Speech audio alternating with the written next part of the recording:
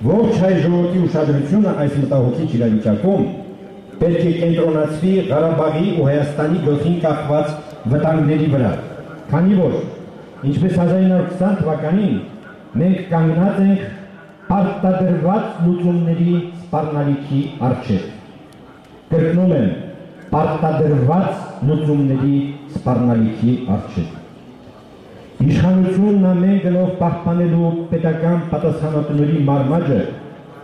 մեր երկիրը նորից կանգնեցնում է կործանման կամ առնվազն ազգային աղետի եզրի։ Դաշնակցական գործիչներից ոմանք իրենք էլ հետին թվով խոստովանել են, որ եթե 1920 թվականի մայիսին իշխանությունը հանձնեին բոլշևիկներին,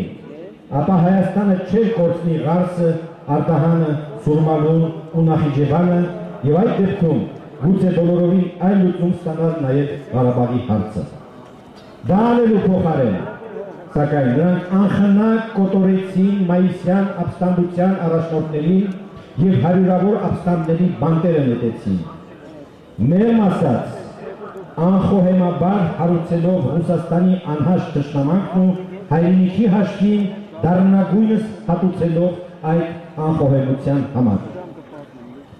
Ինքնստինքյան հասկանալի է ուրեմն, որ սրանից արվելիք հստակ եզրակացությունը պետք է լինի այն, որ Ղարաբաղին ու Հայաստանին սպառնացող վտանգների հաղթահարման միակ ելքը իշխանափոխությունն ու օրինական ընտրությունների միջոցով վերաբերված իշխանության հաստատումն է։ Հակառակ ասեկոսեներին իշխանափոխությունը եղել եւ մնում է հայ ազգային կոնգրեսի գլխավոր խնդիրը։ Եվ մենք հետևողականորեն ու անդադրում հետապնդելու ենք այն անկախ նրանից, թե որքան համար կլինի ավազակապետության դիմադրությունը, որքանով մեզ կոժանդակեն երկրի ճակատագրով մտահոգ մյուս քաղաքական ուժերը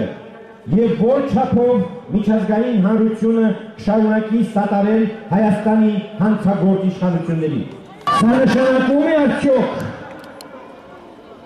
որ մենք սպառված ենք համարում իշխանությունների հետ երկխոսություն սկսելու մեր պատրաստակամությունը։ Դեռևս ոչ։ Նկատի ունենալով ազգային շահը, սակայն երկխոսության համար անհրաժեշտ նախկին պայմանին,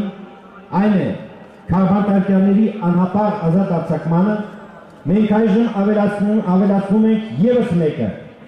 մարտի 1-ի 10 սպանությունների բացահայտումը եւ դրանց պատասխանատուների դատական հետապնդումը։ Իսկ երկխոսությունը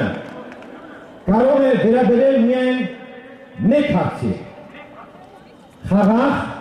սահմանադրական ճանապարհով իշխանության փոխանցմանը ժողովրդին։